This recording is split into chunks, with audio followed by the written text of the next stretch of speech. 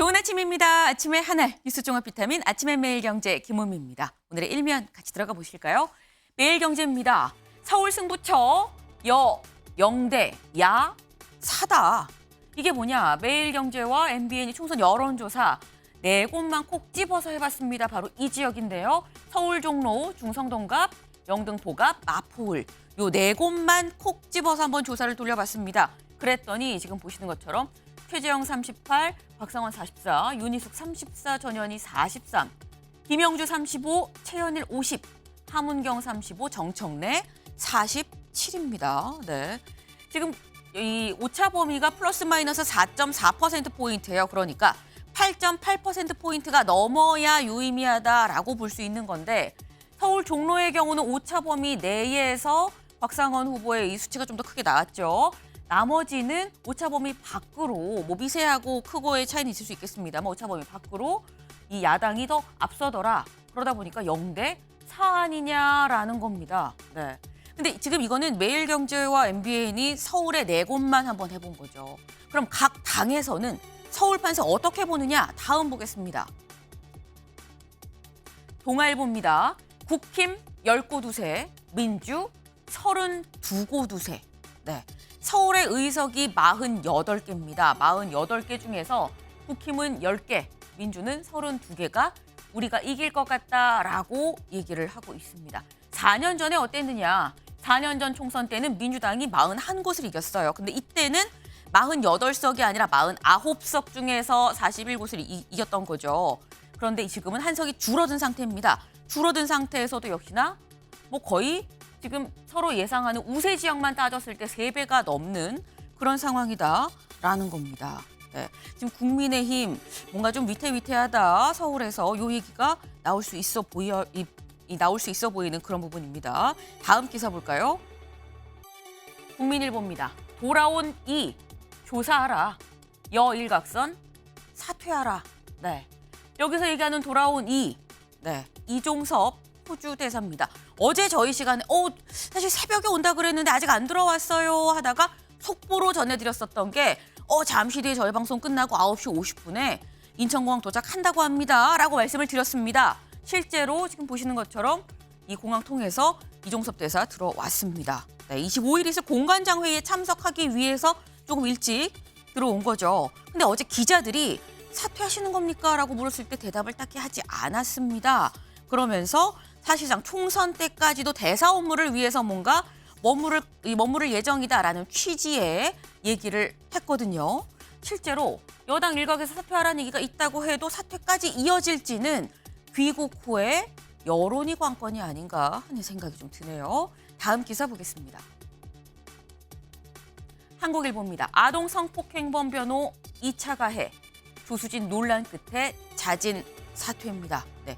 오늘 새벽 1시가 채 되지 않은 시각에 조수진 후보 결국 SNS에 자진 사퇴합니다라고 입장을 밝혔습니다. 요 얘기 저희가 잠시 뒤에 대담으로 좀 짚어보겠습니다. 다음 기사 보시죠.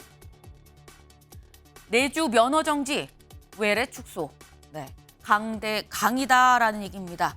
강대 강 의정 갈등을 얘기할 때마다 나오는 얘기입니다. 정부 이제 정말 면허 정지 들어갑니다. 얘기를 했고요. 그러다 보니까 병원 쪽에서는 교수들 우리 그럼 외래 진료 축소하고 주 52시간 지키겠습니다라고 얘기를 하고 있습니다.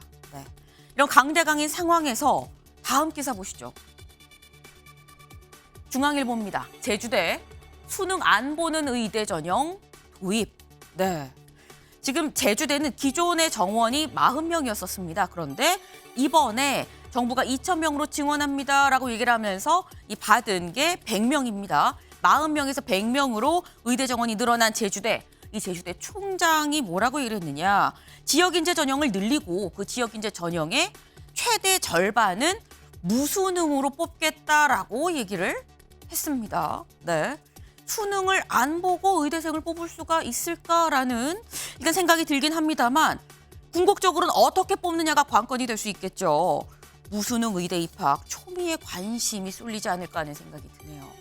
다음 사진 기사 보겠습니다. 네, 바로 이 사진 어제 저녁 직접 보신 분들 꽤 많으실 거라고 생각을 합니다. 지금 손흥민 선수와 이강인 선수가 같이 고생했어. 그러면서 이렇게 투닥투닥하는 지금 그런 모습인 거죠. 어제 이 월드컵 아시아 예선전 태국과의 경기가 있었습니다. 그런데 무승부였었죠. 그러다 보니까 태국이 피파 랭킹 101위입니다. 우리나라는 22위죠. 22위가 101위와 무승부를 했다는 건 사실상 진 거 아니냐라는 얘기가 나올 수밖에 없는 부분입니다. 그러다 보니까 다음 기사 하나 더 보시죠. 네, 손흥민, 이강인 탁구 논란이 있었습니다. 그 후에 저희 괜찮아요, 화해해요 했지만 마음만 봉합된 거 아니냐. 손발은 아직이었다라는 얘기도 같이 나왔습니다. 네, 오늘은 저희가 눈길을 가는 기사 하나 더 좀 짚어보도록 해보겠습니다. 눈길입니다. 기사 같이 보실까요? 네, 코로나 격리 업무 늘어난 집배원 우편물 16,000통 버려. 징역형 집입니다. 와, 이런 일이 있어 싶죠. 보겠습니다. 서울 강서구에서 우편물을 배달해온 이 씨는 2021년 1월부터 22년 9월까지 거의 한 2년 동안이에요. 2년 가까이 안내문, 고지서, 전기, 간행물 등 총 16,000통이 넘는 우편물을 인근 건물 주차장과 담벼락 등에 버린 혐의로 재판에 넘겨졌고요.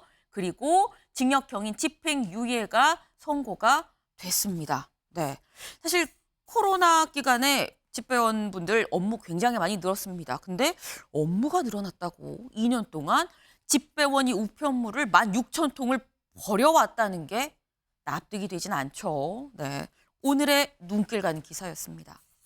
네, 아침의 매일경제 뉴스 종합 비타민 언제나처럼 TV로 크게 보시다가요. 궁금한 점 유튜브 댓글 남겨주시면 같이 얘기해 보겠습니다. 오늘 함께해 주실 분들 소개합니다. 안녕하세요.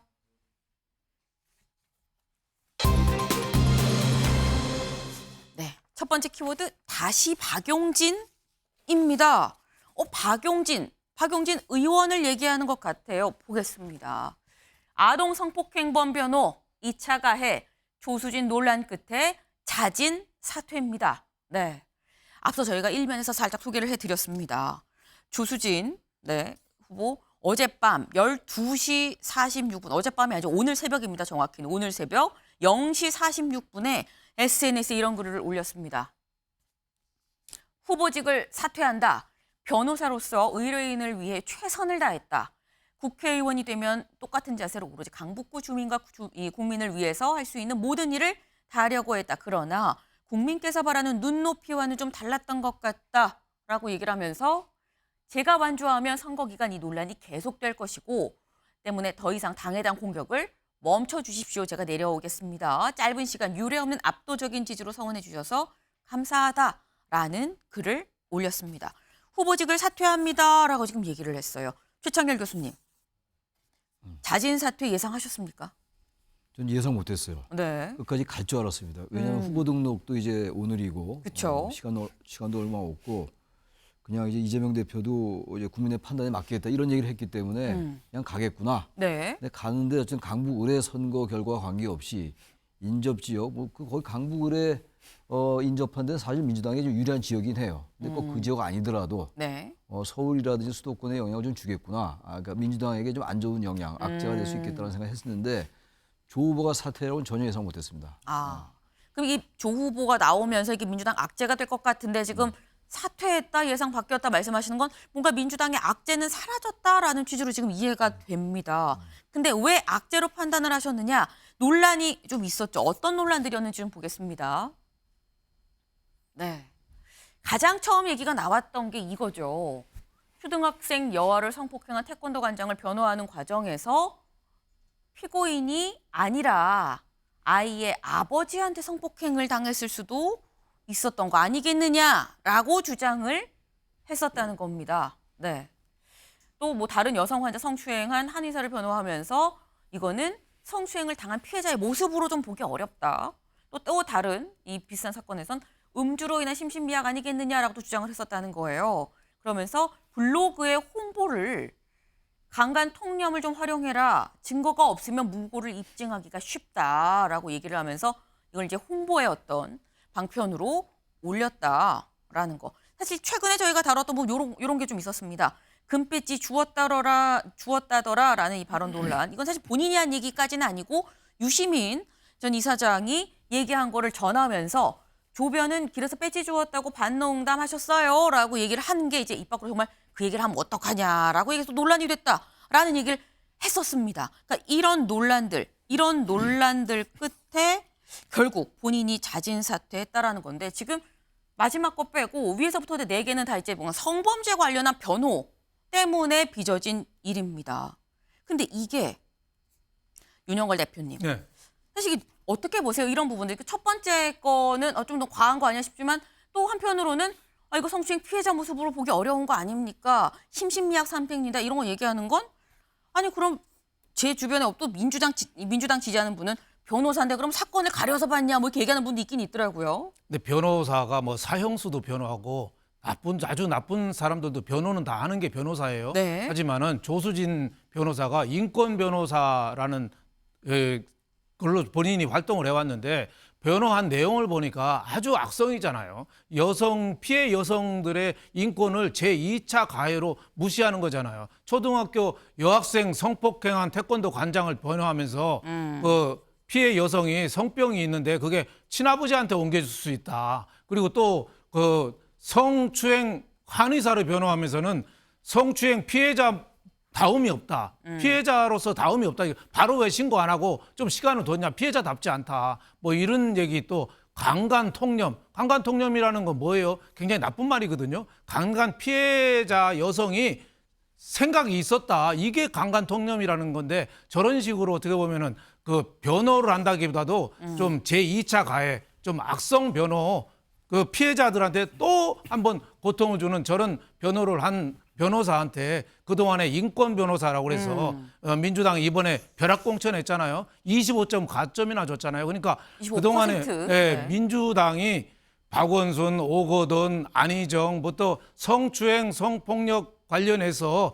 여성 권익에 관해서 굉장히 나쁜 전과가 많이 있었어요. 그동안 많이 쌓였는데 네. 이번에도 또 이런 일이 터지니까 선거 며칠 안 남았는데 도저히 민주당이 버티지를 못한 거죠. 그래서 유시민 작가가 금배지를 주웠다고 그랬는데 주순 게 아니죠. 주순 게 주인이 없는지 아는 게 아니라 주인이 있는 건데 남의 걸 잘못 주순 거예요. 그래서 점유물 무단 이탈로 다시 뺏기고 자칫하면 처벌까지 받게 됐습니다. 세상에 공짜가 없습니다. 지금 주인이 있는 건데 주소서 갖고 가면 이거 무단 이탈이다. 점유물 무단 이탈 이 말씀까지 하셨어요.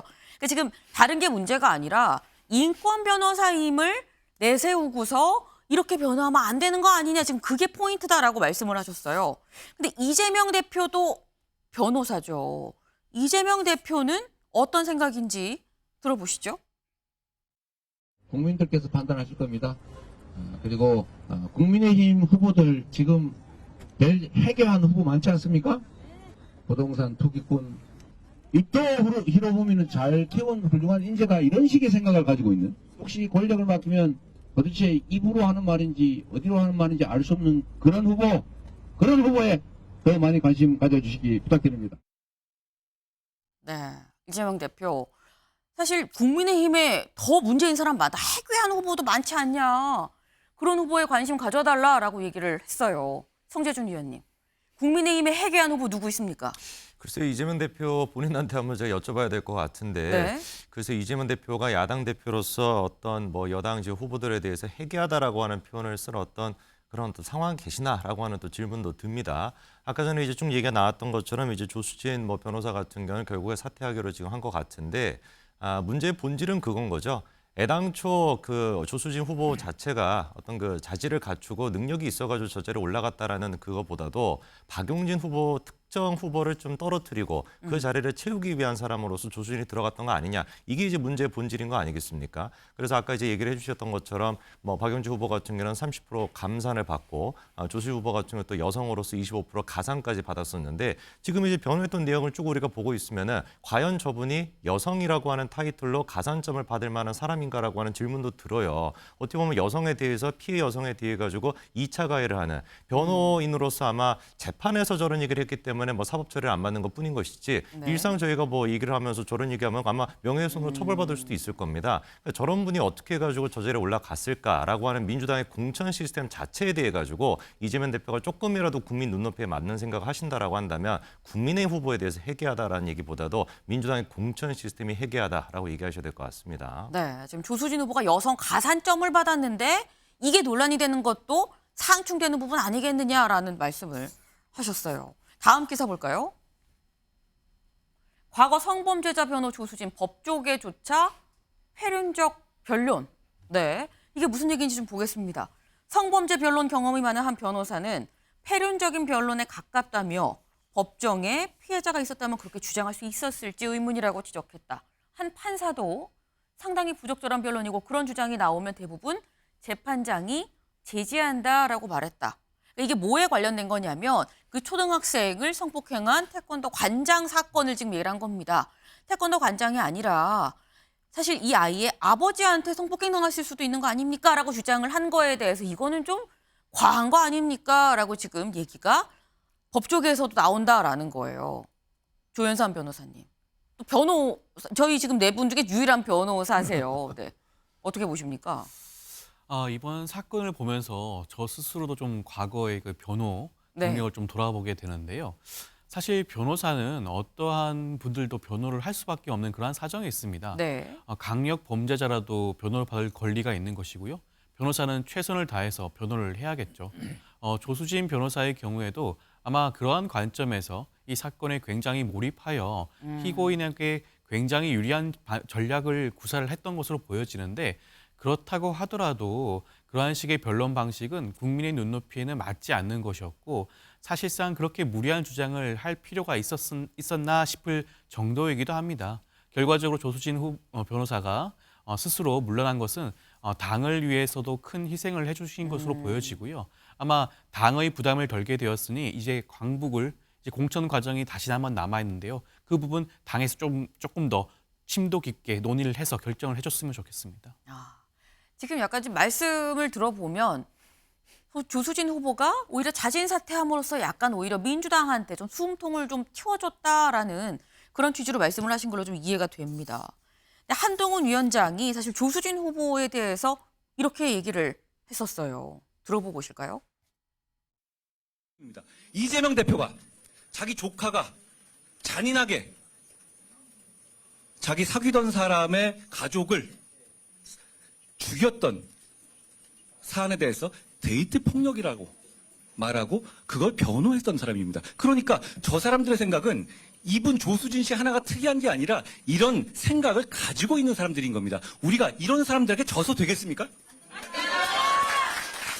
그리고 이분 어디서 뚝 떨어진 사람이 아니라 주류 중에 주류예요.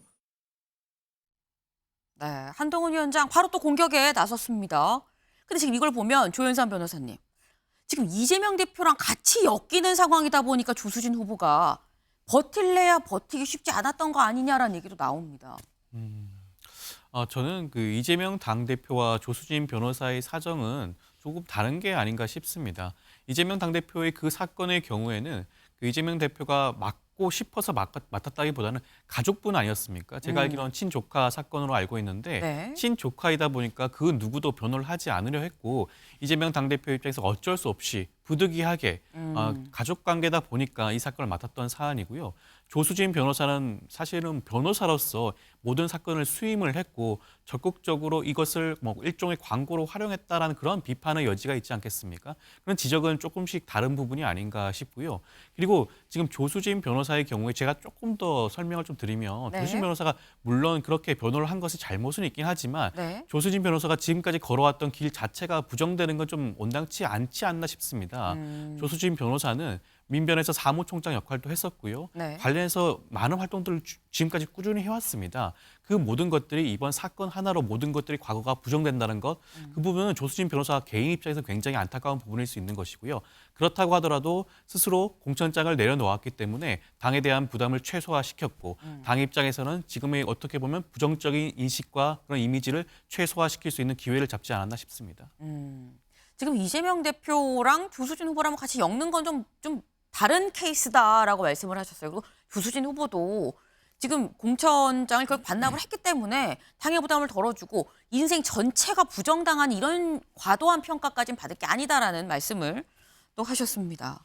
근데 지금 어쨌거나 지금 공천장을 다시 돌려줬죠. 자진 사퇴를 했습니다.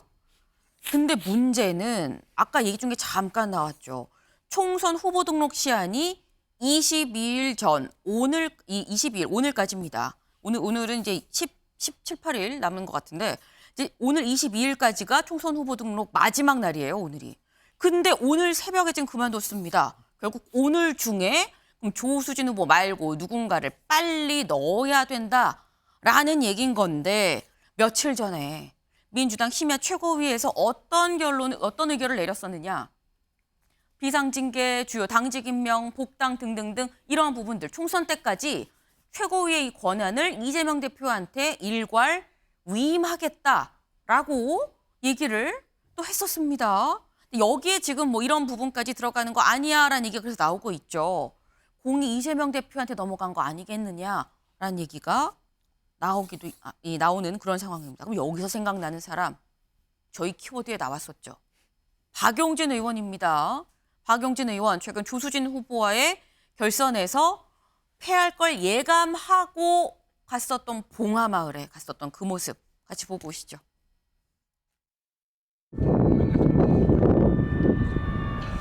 바보의 길, 바보 정치인의 길 저도 뒤따르고 있습니다. 근데 그게 원칙입니다. 그게 맞는 길이었습니다.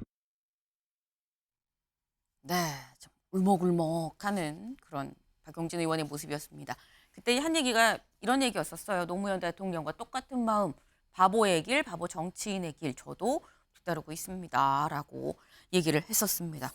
좀 바람 소리가 막 펄럭펄럭 들리는 게 더 좀 뭔가 애잔한 느낌이 없잖아 있어요. 네, 저희가 내는 건 효과는 아닙니다. 네, 여기서 한번 여쭤봅니다.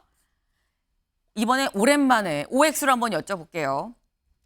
박용진 의원 공천 받는다. 하나, 둘, 셋.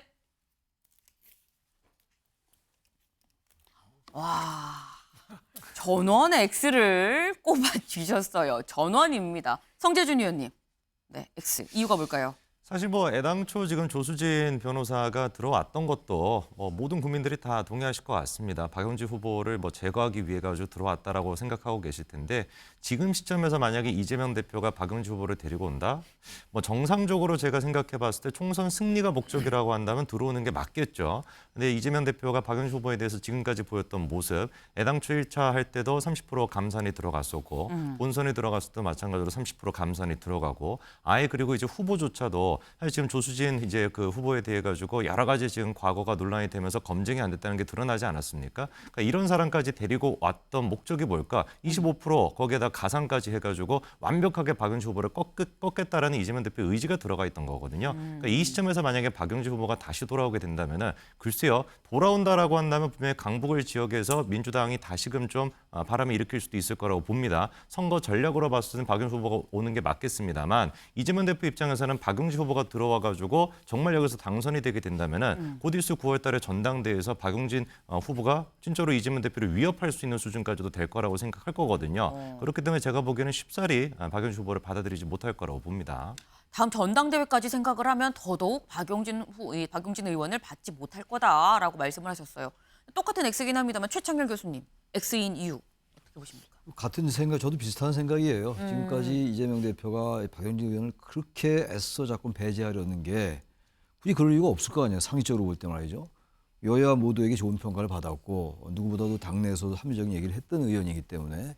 근데 지금 마지막에 그 무슨 전국의 권리당원까지 넣었단 말이에요. 경선 룰을 바꿨잖아요. 네. 누가 봐도 대단히 그 불편하고 합리적이지 않은 룰을 적용하고 있었단 말이죠. 그래서 결국은 조수진 이제 변호사가 후보가 됐던 건데 지금 뭐 그렇게 바꾸겠어요. 지금 생각이 있는 것 같은데 이재명 대표는 이제 총선 이후에 박용진이라는 사람이 지금 또 많이 체급이 커졌어요. 네. 이 강북을 공천을 둘러싼 논란이나 이 보도가 워낙 많았기 때문에 본인이 원치 않든 원튼 간에 굉장히 커져버렸다고요. 박용진 의원의 그 위상 자체가.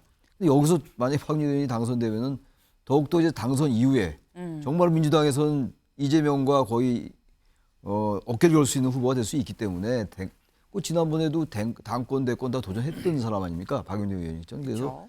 이재명 변호사의 그동안의 여러 가지 정치 행태로 미루어 볼 때, 이른바 경로 의존성으로 볼 때 어떻게든 뭐 공천 안 할 가능성이 높다고 봐요. 게다가 지금 아까 막 비상징계 주요 당직명 복당 전부 이제 권한을 틀어졌잖아요. 거의 제왕적 대표가 됐는데 박용진 의원을 뭐 공천하겠습니까? 그래서 저는 안 할 거다라고 예상했는데 하는 게 맞다.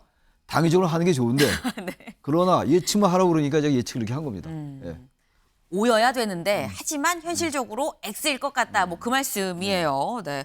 사실 저희 방송 시작하기 조금 전에 안규백 전략공관위원장이 이런 얘기를 했습니다. 잠깐 들어보고 올까요? 비상 상황이니까 이재명 대표가 지금 여러 의견을 구하고 논의하고 그러고 있는 중이군요. 네, 이 상황에 대해서는 차전자 승계는 거의 없습니다. 예. 없고 그 말씀 전략 공천만 가능합니다. 지금 오늘 당장 지금 전략 공천을 해야 된다고 하면 어떤 사람이 좀 유력할까요? 기존의 당무를 잘 알고 예. 현장에 바로 투입해도 조직을 장악하면서 당원과 유권자를 아우를 수 있는 그런 경험치에 있는 사람이 가장 유리하지 않을까 이렇게 생각합니다. 예. 그러면 박용진 의원도 거기에 포함이 될 수 있는 건가요, 후보군에? 후보군에 포함이 되기는 어렵지 않겠습니까? 네. 안규백 공관위원장은 뭐라고 얘기했느냐 이렇게 얘기했습니다. 지금 조수진 후보 사퇴한 자리 전략공천이 거의 가능하다. 전략공천 갑니다라고 얘기하거나 다름이 없죠. 그럼 차점자 승계? 이거는 좀 이 사항에 대해서 차점자 승계는 거의 없다. 전략공천만 가능하다라고 얘기를 했습니다. 전략공천만 가능하다.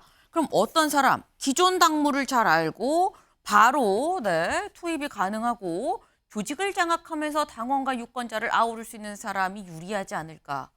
사실 이 얘기를 다 갖추면 더 베스트긴 해요. 더 베스트인데 윤영걸 대표님. 누가 있을까요? 박용진 의원도 아니라고 했습니다. 그러니까 제가 보기에는 뭐 조직을 장악하면서 예. 당원과 유권자를 아우를 수 있는 사람이 네. 될 가능성은 별로 없고 제가 보기에는 여태까지 얘기한 시스템 공천 그대로 갈 것 같아요. 이재명 대표하고 가장 가까운 사람. 네. 근데 이번에 총선에 출마를 안 했거나 공천 경선에서 떨어진 사람들. 이런 사람 대상으로 제가 보기에는 뭐 할 가능성이 상당히 많다. 저게 왜 그 박용진 의원을 하는 게 순리예요. 그동안에 계속 경선을 계속 참여해 왔잖아요. 네. 다른 지역에서도 떨어진 사람 차점자를 올린 적이 있거든요. 그러니까 이번 그 강북을은 좀 해도 너무한다. 저 100m 달리기 하는데 박용진 의원한테 출발할 때 모래주머니 차게 하고 잘 뛸 것 같으니까 또 한 발로만 뛰게 하고 그래도 안 되니까 저 낮은 포복으로 기라고 하고 네. 그래도 경쟁자가 떨어져서 100m 금방 거의 다 오니까 네. 너는 자격이 없어. 너는 복장 불량이야. 이거랑 똑같거든요. 이거는 저는 공천도 아니라고 봐요.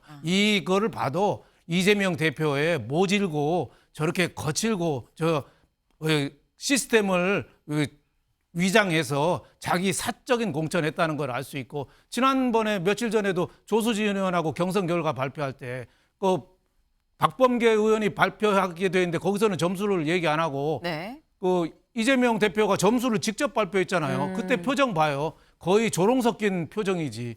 그래서 저는 박용진 의원한테 주는 게 당연한데 네. 그거는 이제 당이 사는 길이죠. 제가 보기에는 민주당이 당이 사는 길이 아니라 이재명 대표 혼자만 사는 길로 지금 자꾸 가고 있다. 이렇게 보고 있습니다. 네, 지금 윤영걸 대표님 말씀 중에 좀 조롱 섞인 표정으로 얘기하지 않았냐. 이건 이제 윤영걸 대표님이 시각에서 윤영걸 대표님 보시기에 그랬다는 걸 좀 말씀을 드리겠습니다. 네.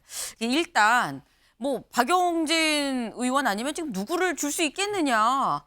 이제 사실 사람이 없다. 그냥 친명 누구 꽂지 않겠느냐라고 좀 말씀을 하셨어요. 근데 과연 그러면 당장 오늘이 후보 등록인데 조현삼 변호사님, 누가 있을까요? 이번에 강북을에 도전했던 많은 분들이 계셨습니다. 네. 그중에 조수진 변호사가 최종 경선에 나섰던 것뿐이고요. 아마 그 수많은 그 지원자들 중에 한 분으로 선택을 하지 않을까 싶고 박용진 의원이 이번 낙점을 받기가 어려운 이유는 박용진 의원은 이미 2번의 경선 과정을 줬지 않겠습니까? 그 경선 과정에서 모두 다 선택을 받지 못했습니다. 특히 두 번째 조수진 후보자와의 대결에서는 심지어 그 지역 권리당원에서 투표에서조차도 뒤졌습니다. 네. 그렇다고 한다면 이미 지역 구민들의 결정과 판단은 끝났다고 보여지는 것이고요. 그리고 심지어 그 전에 내부적인 평가에서도 하위 10%를 받지 않았겠습니까? 그런 분을 재차 세 번째까지 기회를 주는 것은 아마 당 입장에서도 오히려 부담이 되지 않을까 싶고, 지금 뭐 박용진 의원이 뭐 체급이 커졌다 이런 말씀들을 하시는데, 만약에 그렇게 생각을 했다면 애초에 이 지역 자체를 전략 지역으로 지정을 했을 겁니다.